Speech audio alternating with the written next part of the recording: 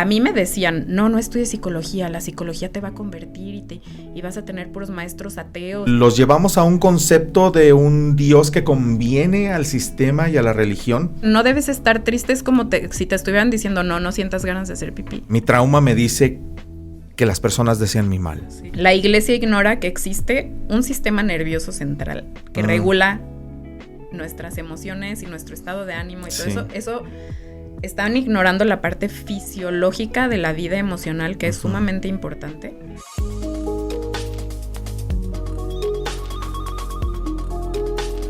Una de las cosas que a mí más trabajo me costaba era ver cómo en algunas congregaciones se motivaba a los jóvenes a abandonar sus planes de carrera profesional por estudiar teología en un instituto bíblico o irse de misioneros, ¿no? Y abandonar sus planes de carrera. Yo les decía que estudiaran la universidad, estudiaran la carrera y todo lo demás, que hicieran su vida, porque yo era fiel creyente de que Dios te puede usar en cualquier lugar. Y digo era fiel creyente porque mis convicciones han cambiado también. De alguna manera mi relación con Dios ha cambiado y mi concepto de Dios también. Pero sí se da esta invalidación de la persona. Y el famoso... Y ¿sabes qué? Es que como tú de entrada se te enseña que eres un ser pecaminoso que está mal, que eres tu propio enemigo y tu corazón te engaña, pues dices, rayos, pues no quiero nada de mí, quiero que todo me lo dicte Dios y este sistema, ¿no? Y mejor que alguien decida por mí, porque luego decidías algo y si salía mal, ¿ves? Te lo digo. Entonces, la responsabilidad personal ahí, cero. Y eso es un problema gravísimo en la vida, la verdad. Y mientras el sistema lo siga promoviendo, realmente no vamos a ayudar a las personas a crecer saludablemente. Eso te iba a decir, justo porque también como que pareciera que hay esta pelea o pareciera que hay esta sensación de que solamente la iglesia tiene todas las respuestas, es el único lugar donde puedes obtener ayuda, crecimiento y todo eso. Entonces, a mí me decían, no estudies psicología, la psicología te va a convertir y vas a tener puros maestros ateos y es lo peor que puedes hacer. Empecé estudiando consejería cristiana, que al final es lo mismo. En la universidad donde lo estudié, la verdad es que fue muy bueno. Qué bueno. Nomás no le ponían, esta teoría viene de Freud, pero nos enseñaban no le daban los créditos a las psicoanálisis, personas. ¿No? Decían que era inspirado por Dios. Justamente, perdón que te interrumpa, pero mi terapeuta le compartía el jueves pasado, justamente ayer, le decía, yo tengo una tendencia cuando estoy pasando malos momentos a ser compulsivo. Desarrollo obsesiones en el pensamiento. Entonces le decía, tuve un amigo que era terapeuta cristiano y me enseñó que primero tengo que enlistar lo que estoy pensando, lo que me lleva a sentir, qué lo detonó, cuestionar la realidad y entonces reenfocar mi pensamiento, mis emociones y mi conducta.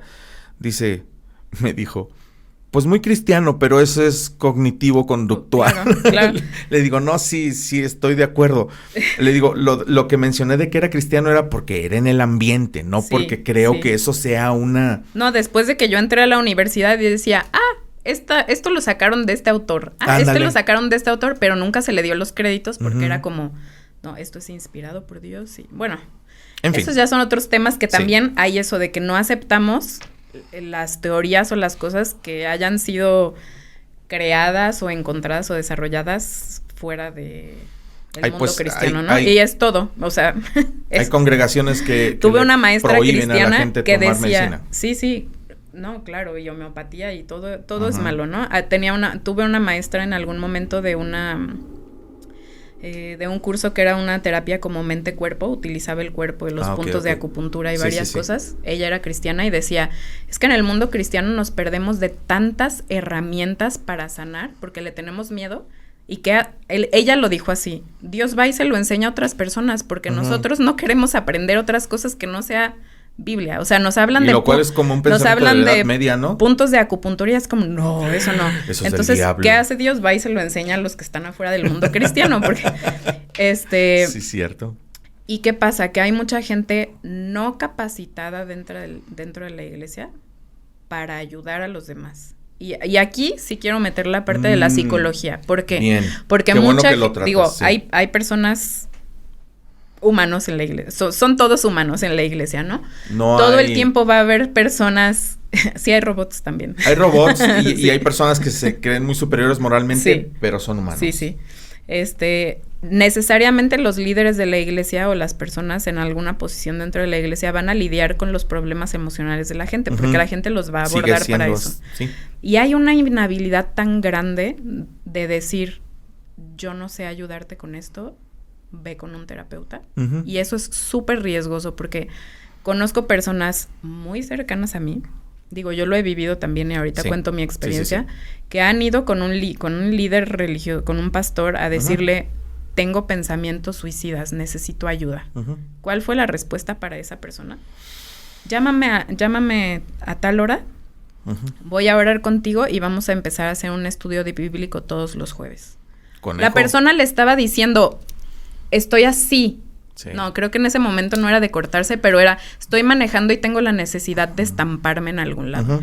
Y el pastor le dice, llámame en tal momento y vamos a hacer un estudio de Jeremías para que puedas reconstruir tu Porque vida. Jeremías fue un depresivo, porque Jeremías... Pero qué o sea, la persona, gracias a Dios no sucedió porque es alguien que quiero mucho, pero la persona estaba pidiendo ayuda desesperadamente y ¿qué se encuentra? O sea, ¿qué tendría que haber hecho ese pastor? Decir, necesitas ayuda profesional. Sí, oye, te consigo el teléfono de un psicólogo, un psiquiatra, ¿sabes qué? ¿En dónde estás? Voy por ti, mando a alguien por ti. Algo, y no, y muchas personas han ido en busca de ayuda porque perdieron a una persona, porque tienen problemas matrimoniales, porque no sé qué, y por ese deseo y necesidad y creencia de que nosotros lo tenemos que resolver todo, acaban jodiéndole la vida a la gente, o sea, acaban dando consejos y guiando de una forma que no, o sea... Sí. Eso sí me causa, ya se dieron cuenta, eso sí me causa impotencia y me prende porque, o sea, he escuchado también, y creo que muchos lo han escuchado, esto de que, ¿sabes qué? Estoy viviendo abuso por parte de mi marido. No, hay que orar por él, tienes que ser la esposa que ora por... Sí, no sujeta a tu marido. Sí, Proverbios 31, la mujer de acuerdo al corazón de Dios, ahorita me acuerdo cómo se llama. La mujer virtuosa. Eso, la mujer virtuosa. Sí. Que trabaja, que ora por su marido, que mantiene su casa, todo lo hace, sí. No, lo he visto desde el otro punto de vista también, desde los hombres, pero sí, o sea, creo que esa parte de decir, con la Biblia podemos resolver todo. Honestamente no. O sea, porque mira, escribí una cosa aquí en un momento. Sí. Dije, la iglesia, y creo que yo te lo pregunté en algún momento, en el seminario, en lo teológico, aprendes algo sobre psicología, sobre emociones, sobre... Y tú me dijiste algunas cosas, pero es muy leve, ¿no? Lo que ven. Claro. Y claro que todo es otra vez desde el punto de vista cristiano, y no son herramientas, o sea, es solamente que hace una persona que va a dar una consejería, saca su Biblia y le dice... esposos no pueden irse a dormir enojados porque eso eso no es útil, ¿no? Entonces escribí esto en un momento y dije, nada.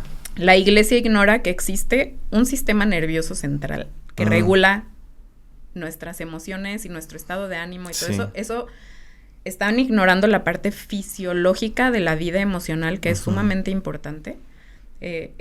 Ignora que existe un instinto de sobrevivencia puesto ahí por Dios y que a veces regula muchas de nuestras cosas extrañas que hacemos, de nuestros hábitos, de nuestras adicciones, y si no atendemos eso, la voluntad y orar y todo no va a ser suficiente para hacer cambios porque es fisiológico y emocional y nuestra mente funciona así. Ignora que las emociones son respuestas automáticas de nuestro cerebro, o sea, nos quieren decir, no te sonrojes. No tengas ganas de hacer pipí. O sea, sí, literal. Es cuando nos dicen, no debes estar triste, es como si te estuvieran diciendo, no sientas ganas de hacer pipí. Literal. No puedes decirle a alguien que no sienta porque algo. Es algo fisiológico. Porque es una respuesta automática. Okay. No entienden que no todo es voluntad, no todo es decisiones, o sea...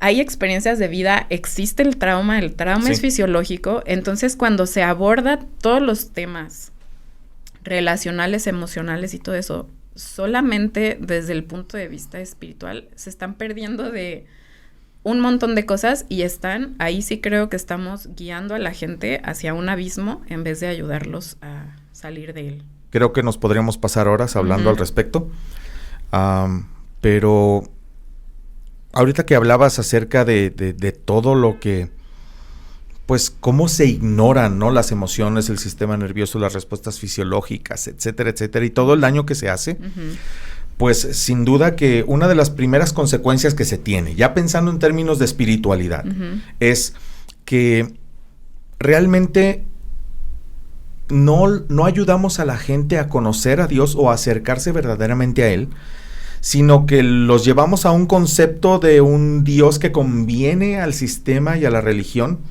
En ese les decimos que deben de creer y los alejamos más del verdadero, la verdadera persona, pensando en este concepto y asumiendo la existencia de Dios como lo vemos en la Biblia. Sí. Y pues los alejamos de todo ello. Sí. Les hacemos perder la experiencia de relacionarse verdaderamente con Dios. Con un Dios amoroso y de gracia, ¿no? Eso es algo que a mí me causaba mucho conflicto porque por una parte leía que Dios es paciente y Dios es amoroso y Dios es no sé qué, pero el trato de las figuras de autoridad cristianas o religiosas era impacientes, castigadores, ausentes, emocionalmente lejanos. Entonces era muy contradictorio lo que se decía de Dios con lo que se hacía en nombre de Dios. Entonces, ¿con qué nos vamos a quedar al final? Con la experiencia más que con la teoría o la creencia, ¿no? Entonces, eso es algo muy importante porque creo que todo esto nos lleva a alejarnos de Dios o a temerle a Dios. En el libro del Poder Sutil del Abuso Espiritual habla de 4 dioses con D minúscula. O sea, él dice, el abuso espiritual nos lleva a relacionarnos con un Dios que no es el Dios, ¿no? El Dios de la Biblia, por decirlo así. Y uno era el Dios castigador, o sea, quien tiene la percepción de que Dios está, que ese era el mío. El Dios abandonador, que cuando lo necesitas, no está, porque muchas veces los líderes son así, están cuando estás bien, todo esto, la iglesia está, pero cuando algo malo pasa, te damos la espalda, ¿no? El Dios emocionalmente distante, que era como con ese Dios no puedo relacionarme emocionalmente o no entiende mi vida emocional. No le puedo hablar de eso, exacto. Porque Él es perfecto y no tiene emociones y no entiende esa parte de la humanidad. Y el otro, ya no me acuerdo cuál era el otro, pero estas experiencias forman una idea de Dios que no es, asumiendo de nuevo que existe un Dios y un ser como lo describe la Biblia. Muchas veces estas experiencias nos hacen ver a Dios de una forma extremadamente distorsionada y pues obviamente no vamos a querer relacionarnos o vamos a querer, pero vamos a estar en constante miedo de que algo malo va a pasar, etcétera, ¿no? Entonces, aquí hay una frase de ese libro que me gusta mucho, que dice: el abuso espiritual pone a las personas en conflicto con el que podría ser su mejor amigo. Hace que algunas personas cuestionen, duden o incluso vayan en la otra dirección contraria a su fuente de vida. Ven a su más fuerte abogado como su mayor acusador, a su aliado como su peor enemigo.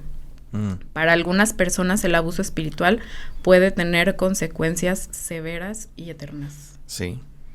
Eso son cuestiones espirituales, pero debe haber muchas más consecuencias, ¿no? No, sí, las emocionales y demás. Aquí tengo una lista. ¿Tienes alguna lista? A ver, compártenos. Yo creo que hay muchos más que estas. Estas son las que el libro describía y los que yo identifico en mi propia vida. Es dificultad para confiar. Dificultad para abrirte y mostrar quién realmente eres, porque pues si te muestras como eres, corres el riesgo de ser juzgado, culpado, condenado, o lo que sea. Confiar porque por esta sensación de que yo tenía esta sensación de que siempre había una motivación más allá de lo que se mostraba, ¿no? O sea, me volví como muy sospechosa de las personas. Por esto que te decía, como te ven y te tratan de forma muy agradable, pero luego... Sí, te clavan el puñal.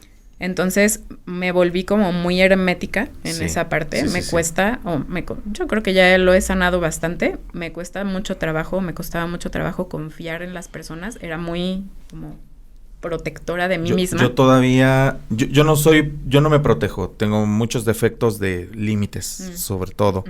Porque yo tenía que decir a todo que sí.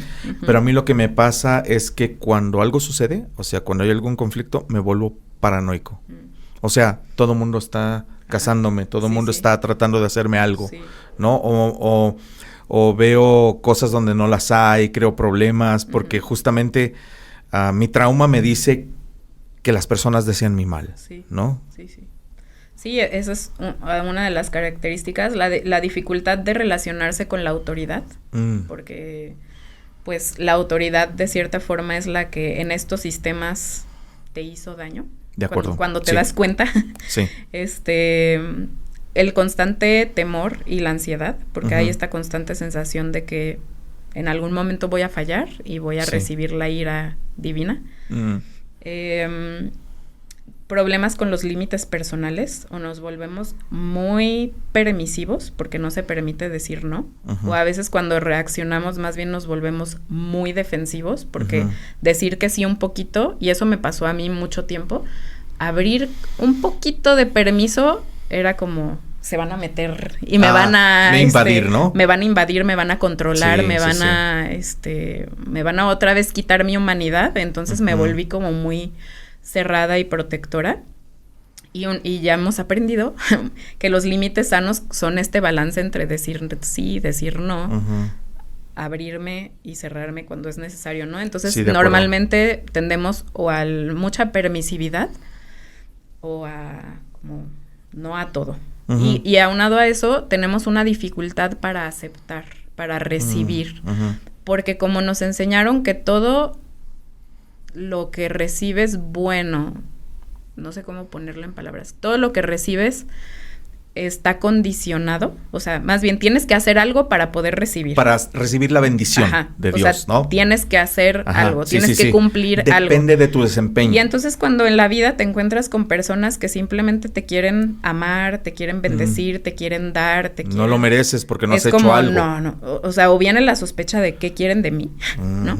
O esta dificultad de no soy lo suficientemente bueno como para recibir eso. Nos cuesta pedir ayuda y nos cuesta recibirla. De acuerdo. Nos sentimos generalmente con esta cuestión de la vergüenza, la culpa, la condenación. Llegamos, incluso yo creo que en algún punto podemos llegar a odiarnos a nosotros mismos porque... Oh, wow. Pues es... Qué fuerte. No, sí, es cierto.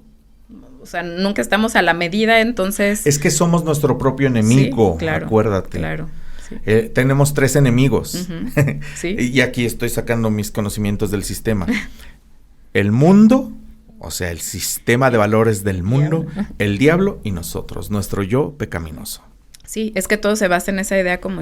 Pero por otro lado, Dios, o sea, la Biblia dice que Dios nos creó perfectos, entonces como, a ver, entonces, ¿qué creemos? ¿Que somos pecaminosos o que somos buenos? Pero pues es que todo es culpa de Adán y Eva. Sí. Esos muchachos nos arruinaron la existencia podríamos universal. Filosofar mucho acerca de esas cosas. Ya sé. Y otra característica es que normalmente nos volvemos muy como, no sé si es una palabra, como secretivos o herméticos en cuanto a nuestras dificultades. Mantenemos secretos porque por el miedo a mostrarlos y que sean juzgados, mal vistos, que me expongan incluso. Eso es otra característica que he escuchado muy frecuentemente, esta cuestión de la no privacidad, o sea, te exponen, ¿no? Si alguien comete un pecado, así es, lo mostramos al frente de la congregación y tiene que confesar su pecado, o sea, la privacidad es un derecho humano, ¿no? O también tratamos de destruir su reputación con chismes y murmuraciones. Eso es muy común. Porque... o lo reprendemos en frente de las demás personas. Así es, ¿no? así es. Ay, no. Sí. Ahí yo pienso que, terrible. O sea, el derecho a la privacidad es un derecho humano, real, y eso de exponer es algo que causa muchísimo trauma, muchísimo dolor. Sí, es cierto. Pero es algo que sucede y por eso las personas acaban cargando con sus propios asuntos, porque es que si pido ayuda, me ven mal. o me juzgan o me dicen que me voy a ir al infierno o lo que sea. Entonces vivimos nuestras luchas nosotros solos y luego colapsamos, pero luego cuando colapsamos nos dicen que no tenemos suficiente fe o acabamos diciendo bye, no quiero nada que ver con esto. En mi caso, como pastor, yo no podía colapsar.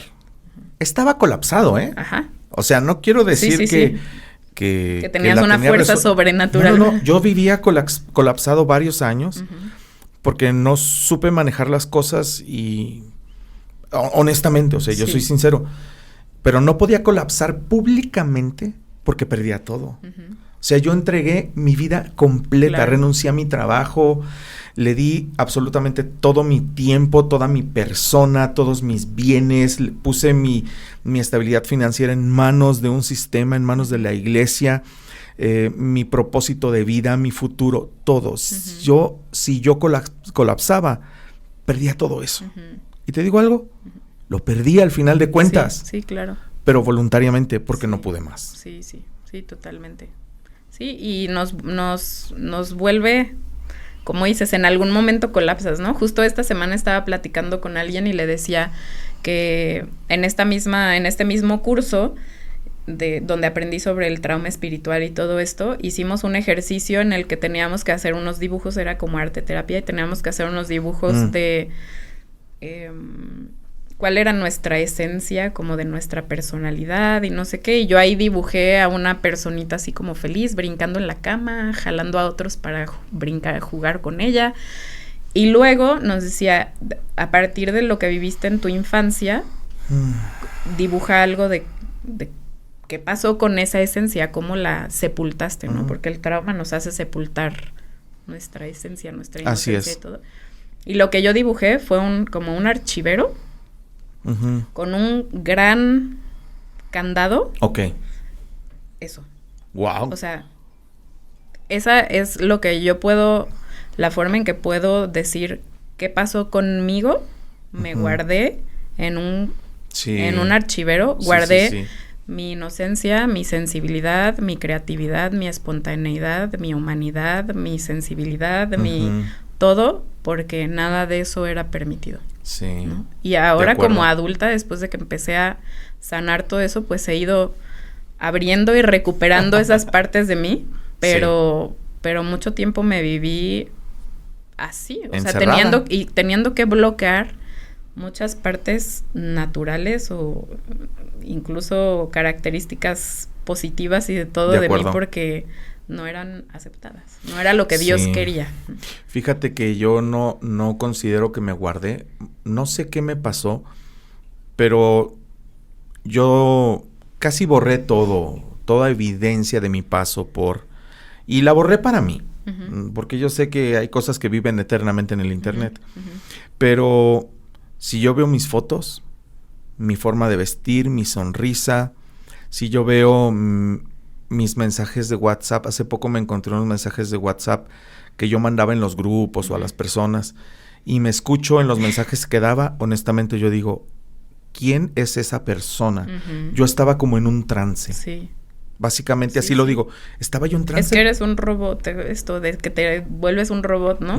Dices lo que quieres, lo que tienes que decir, no lo que se espera que digas, ¿no? Sientes lo que tienes que sentir, no lo que no lo que realmente sientes, sino lo que se espera.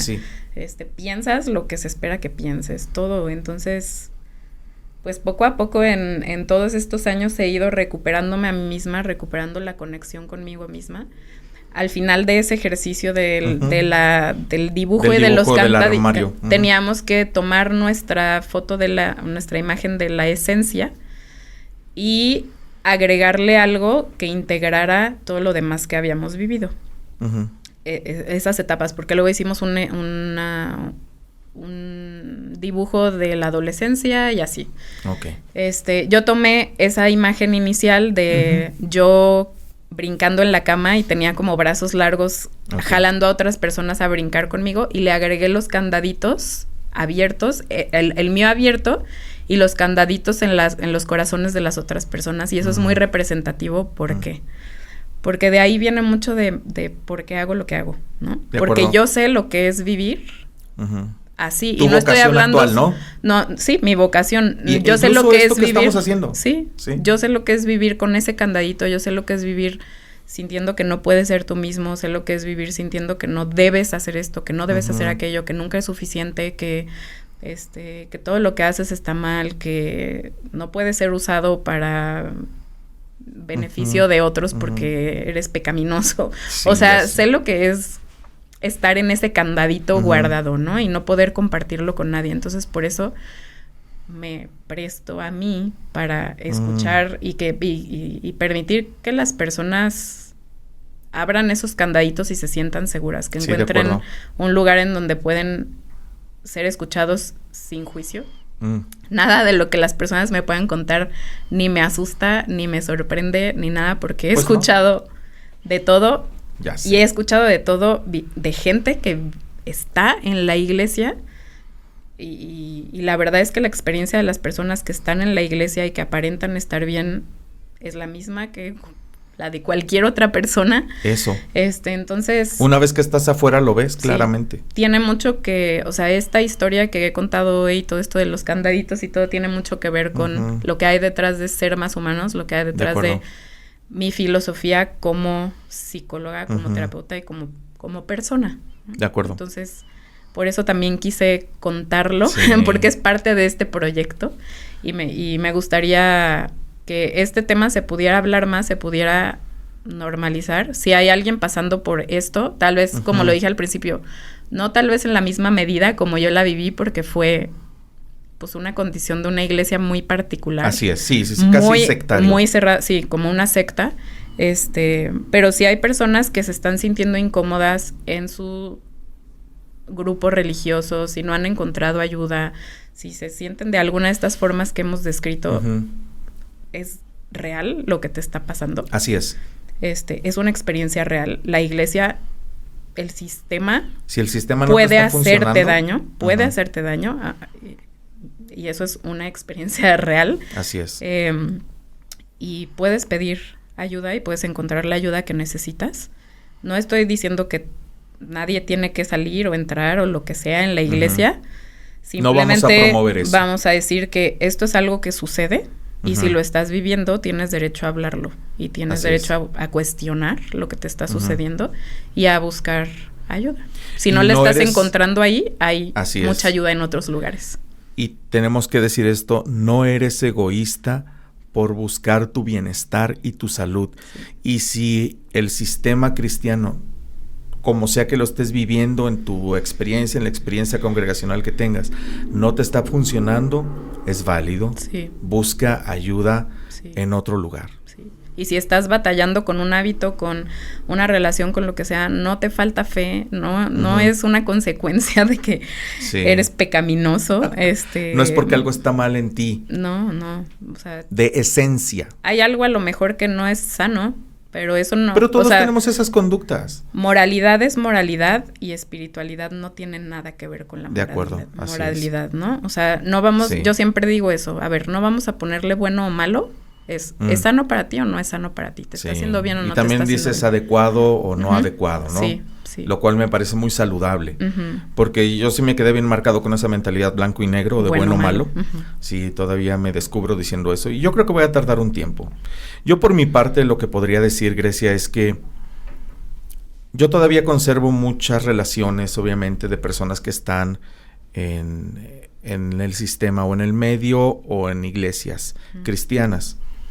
Y yo no soy nadie para cuestionar sus creencias. Honestamente, yo todo lo que compartí, o sea, yo fui cristiano, y si quiero decir esto firmemente, yo no me considero cristiano más. Yo fui cristiano de los 3 años a los 44 años. 44 años. Mucho tiempo, 41 años. Y todo lo que hice, todo lo que compartí, todo lo que prediqué, e incluso todos los consejos que di mientras fui pastor, los hice de manera auténtica, genuina, sin buscar hacerle daño a nadie. Al contrario, buscando por lo que yo creía en ese momento qué era el beneficio claro. para las personas, lo que necesitaban en su vida y cómo yo podía ayudarles. Todo lo que hice en la iglesia que lideré, que tú conociste y formaste parte, también lo que di, lo di de todo corazón, sí. ¿no? Muy probablemente hay personas que están lastimadas por algo que yo hice, porque yo estuve en una posición de privilegio, porque era un líder que ejerce poder al final de cuentas, ¿no? Influencia. E influencia.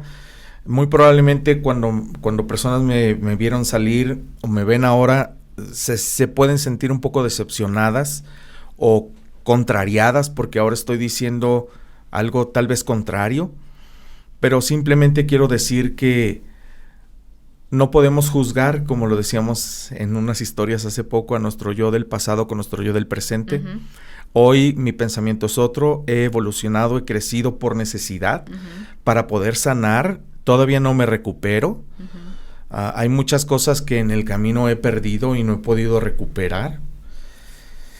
Pero pues, digamos que esta experiencia que vivimos, pues la podemos usar para apoyar a otras personas y decirles, hay algo mejor.